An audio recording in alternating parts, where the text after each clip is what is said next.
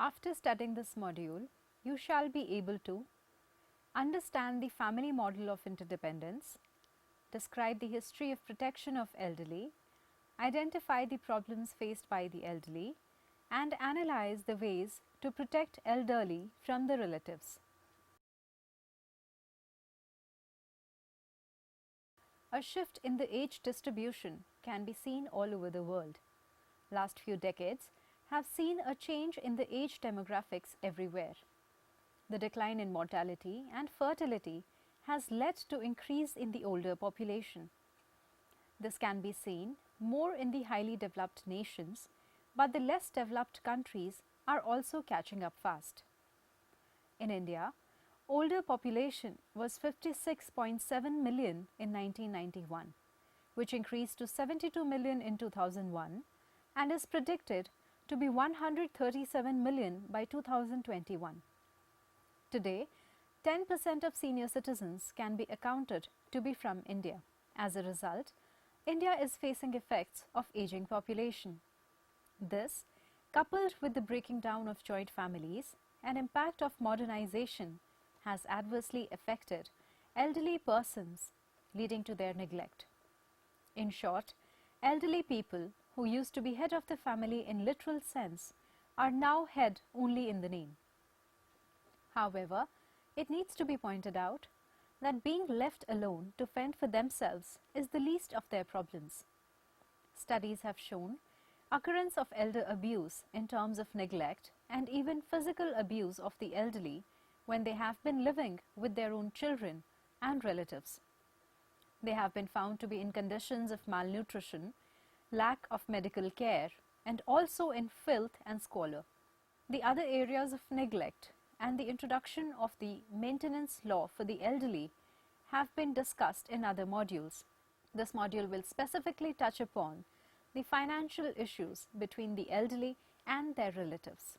Definition of the term elderly. Elderly or old age consists of ages greater than the average lifespan of human beings. It can also be used to refer to the last stage of an individual's life. The boundary of old age cannot be defined exactly because it is socially determined. The United Nations, in their attempt to give an international definition of old age, refer to persons of 60 plus years as being elderly. However, in their study in South Africa, they refer to 50 years as the beginning of old age, again emphasizing the social aspect of the definition. Government of India adopted National Policy on Older Persons in January 1999. This policy defines senior citizen or elderly as a person who is of age 60 years or above. Also, as per Maintenance and Welfare of Parents and Senior Citizens Act of 2007, a senior citizen refers to a person who has attained the age of 60 years or above and is a citizen of India. The elderly persons are further divided into three categories: the young old, which is 60 to 69 years old, the old, 70 to 79 years old, and the old old, which is 80 plus years old. Definition of a relative. The term relative is defined in various laws of the country differently. Under Section 2, Clause 77 of the Companies Act of 2013, relative means anyone who is related to another if they are members of Hindu undivided family. They are husband and wife, or they relate as father, mother, son, son's wife, daughter, daughter's husband, brother or sister. Generally, relative is a person connected by blood or by marriage. Family model of interdependence. In cross-cultural research and psychology, a very important question is related to family change in developed and developing nations. In Western cultures, there is an increasing concern about faltering birth rates and a related loss of family cohesion. A very important issue is related to autonomy and interdependence. These issues have been taken up for discussion in Kegetse Basi's family change theory.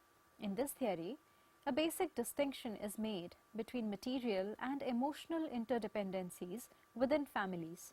These two types of interdependence have been formulated in three different types of family models. The first one is one of the independence which is seen in Western culture. This model focuses on individualistic orientation and people living in nuclear families. Autonomy is highly valued and material as well as emotional interdependence is at its minimum. The second model is that of total interdependence, which is prevalent in most collectivistic societies, where modernization has not had too much of an impact. Developing societies have a family model of interdependence, wherein the parents attach economic or utilitarian value to their children. The more the number of children, the more members they have to earn bread for the family in the future.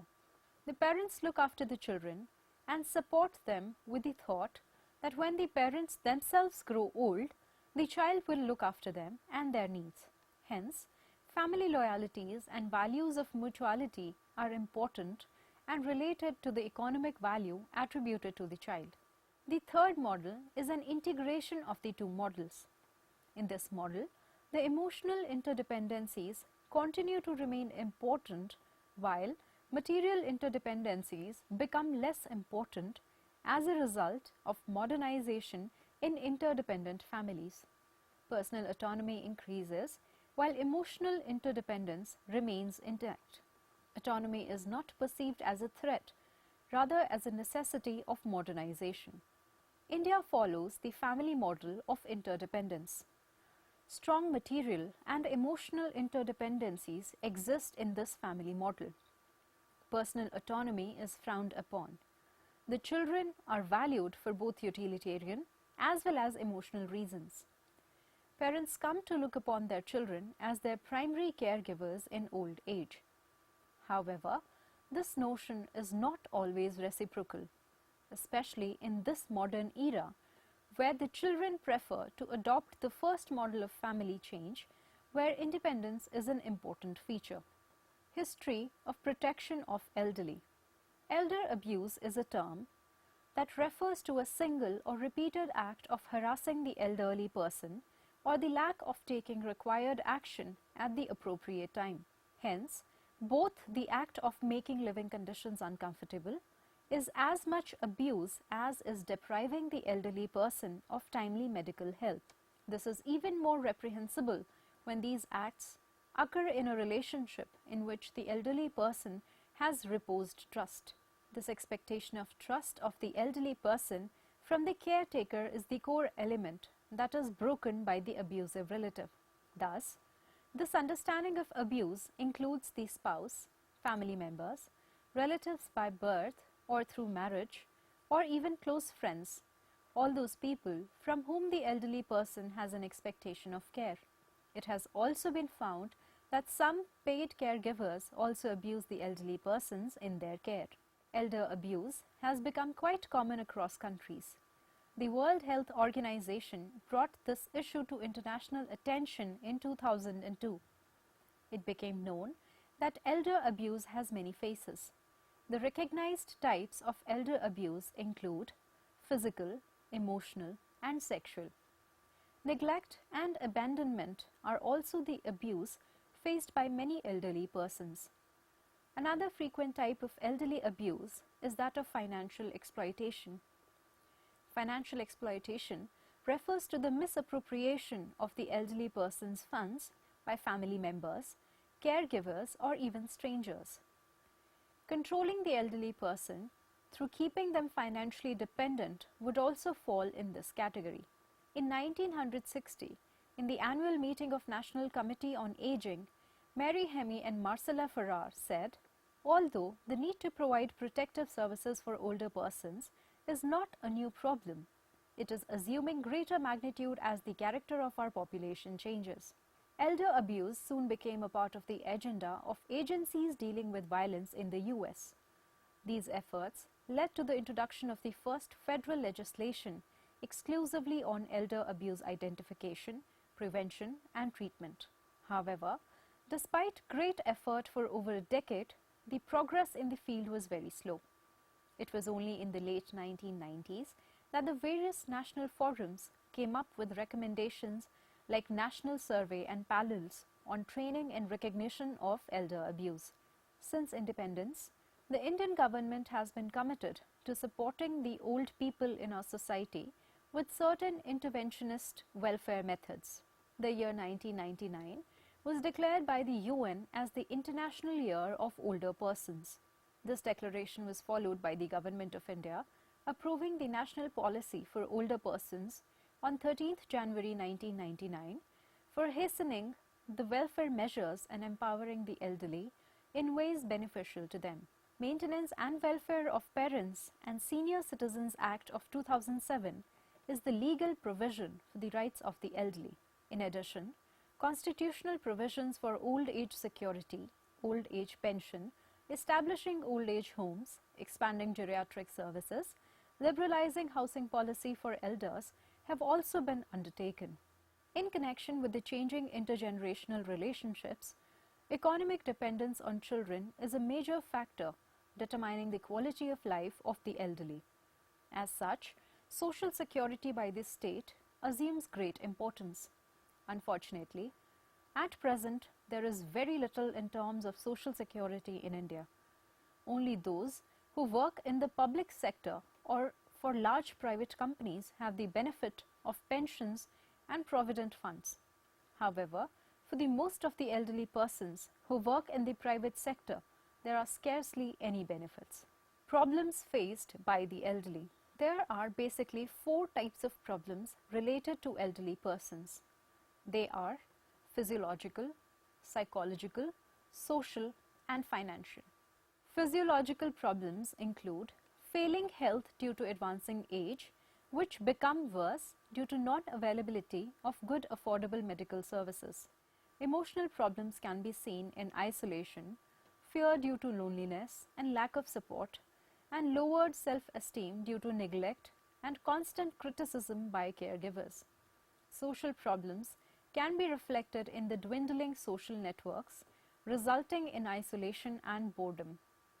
Financial problems can occur not only due to their inability to be as productive as they were in their younger days, but also due to the abuse of their relatives, caregivers, and even strangers. All these problems are interrelated. There is dire need to protect elderly persons from these problems. The National Policy for Older Persons, framed by the Ministry of Social Justice and Empowerment, Government of India, concluded that 1/3 of the population in 60+ age group is below the poverty line. As the number of elderly persons is enormous, including India, there is no simple solution to protect such persons from problems, especially financial. However, multi-pronged approach is needed to thwart such irritant. Financial protection of elderly from relatives. India is basically an agrarian society. Most people still live in villages and in joint families. Respect for elders is ingrained in the ethos of Indian culture. Hence, the oldest member of the family is considered the head of the family and revered. Modernization and industrialization have resulted in migration of people from rural to urban areas, thus fragmenting joint families into nuclear families. Many villages are inhabited with mostly elderly persons, with the children having migrated to the cities or foreign locales. Thus, there is hardly anyone to take care of the elderly persons. Persons who live in nuclear families forget about the institution of joint family, as also the care and respect the elderly person deserve. In joint families, everyone participates in various activities like tilling of land, purchase of seeds and fertilizers, fodder for the cattle, selling of produce, repair of agricultural implements and tube well, fulfilling social obligations, household activities, etc. Villagers who migrate to urban areas start living in nuclear families. Initially, they contribute financially towards their family in village. But this continued financial support is not always possible, as they also have their own family to support in cities where cost of living is higher than villages. In case the financial position of the joint family in village is not adequate, the elderly persons are the first to suffer due to non-support from relatives, as old persons have more problems than others in connection with financial issues. Cases are not uncommon, wherein children or relatives who are affluent do not care for their parents or relatives. Out of sight, out of mind is well-known proverb which is applicable to those children who either do not bother or are unable to ascertain welfare of their parents, being distantly placed. Therefore, there is need to spread awareness about our value system. The duty to look after elderly parents or relatives needs to be a part of the value system taught in schools so that respect for elderly persons is imbibed by all at an early age. It is also observed that at times, not only are the elderly persons neglected by their children and relatives, their financial assets are also taken away from them. Financial abuse of the elderly includes many different behaviors, which include taking away their money and or property, forcing the elderly person to sign deeds, bonds, will or power of attorney against their wishes, using the elderly person's property or other possessions without their knowledge or permission, forging the person's signature with the aim of depriving them of their possessions without their knowledge, and promising the elderly person lifelong care in exchange for their property or money and then not following through with the promise, as well as telemarketing scams. These behaviors can be perpetuated by relatives including sons, daughters, grandchildren, or relatives through marriage. Friends or even strangers can also be involved in these kinds of crimes against the aged person. The reasons for doing this are many. They feel justified in taking what they thought was theirs, as they were anyway going to inherit it. The elderly were seen as easy targets. They fear that the elderly person would use the money without judiciousness and waste it, and they have a negative feeling against their own other relatives and want to prevent them from getting any of their inheritance. Elderly persons are left to fend for themselves. The only remedy available to them is legal recourse. However, the litigation process is highly expensive and time-consuming. Therefore, the government must provide them with free and speedy litigation so that they do not carry the burden of additional expense and protracted litigation in the courts. This will protect the elderly persons from some financial burden to fight the case against their children or relatives. Further, the right of parents without any economic means of their own to be supported by their children has been recognized by Section 125, Clause 1 of the Code of Criminal Procedure of 1973 and Section 20, Clause 3 of the Hindu Adaptation and Maintenance Act of 1956. It would be appropriate to mention here that in 1996, the Government of India passed the Parents' Maintenance Bill, requiring children to take care of their parents with no means and to provide assistance to those neglected by their children. This law is valid all over India except in the state of Jammu and Kashmir. Therefore, children who do not support their elderly parents, having no means, can be prosecuted by the court. One of the ways to protect the elderly persons financially from their relatives is that elderly persons, if fit, should continue to work. Age of retirement in Government of India is 60 years, when a Supreme Court judge can work up to an age of 65 years, and for a Member of Parliament who makes law for the country, there is no upper age limit. While working, if he gets paid or he continues to do his family occupation, his financial position remains unchanged, as when he was of less than 60 years of age. In that eventuality, the attitude of his relatives will remain the same.